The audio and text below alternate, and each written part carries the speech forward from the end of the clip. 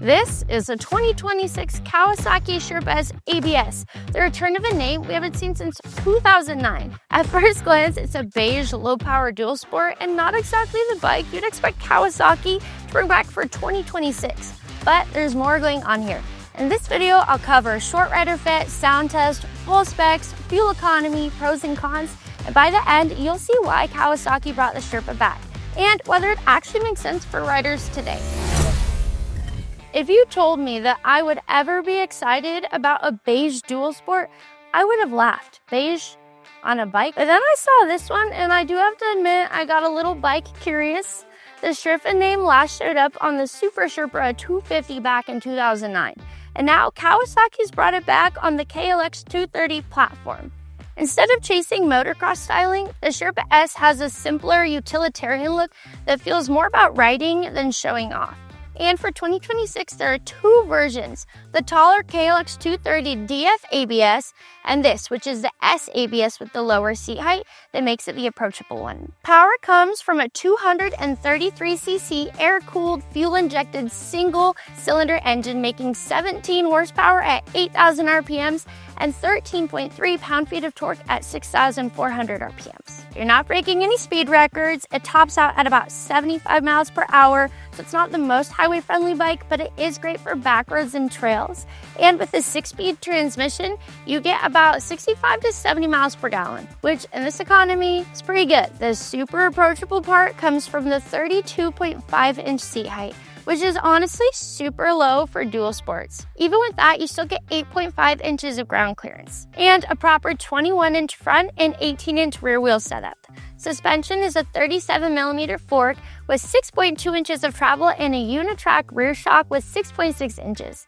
Brakes are a 265mm front disc and a 220mm rear disc with ABS standard, and you can actually turn it off right at the handlebar when you head off-road. The dash is super simple but really modern, a digital display that connects to Bluetooth via Kawasaki's Rideology app, so you can log routes and keep track of all your bike info.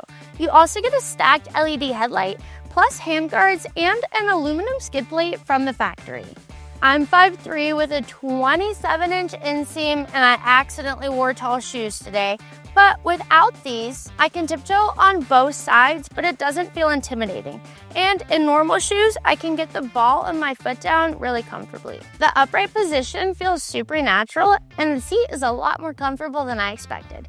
And while having my foot on the pegs feels a little tall for me, average height people, you probably won't even notice. Let's go see how it sounds.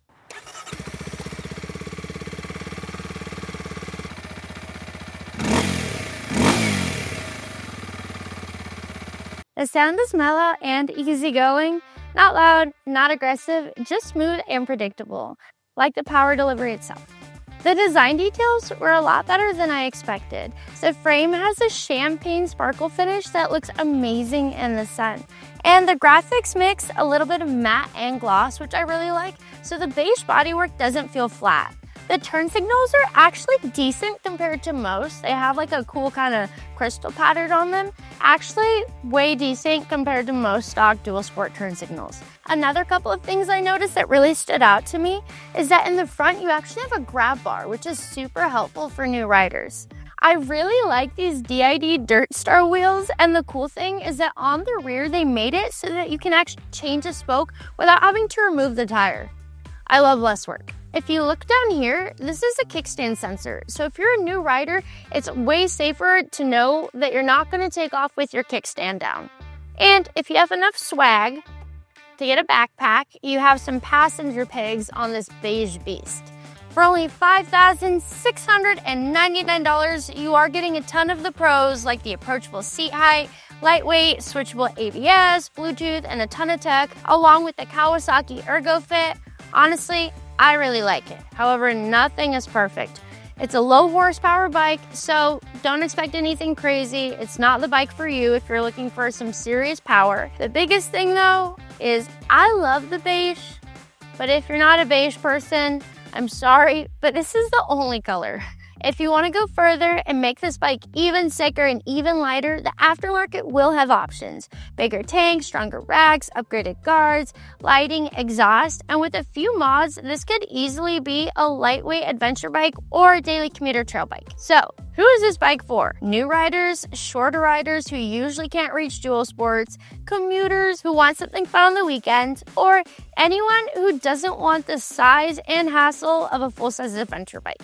I didn't think I'd like it, to be honest, but it really surprised me. What about you? Is the Sherpa S ABS a smart little dual sport for 2026, or is it not enough bike? Let me know in the comments. As usual, thank you so much for watching. We really appreciate your support. And if you're in the Washington area, stop by Cycle Barn. Whether it's 2 wheels or 4, we have something for everyone.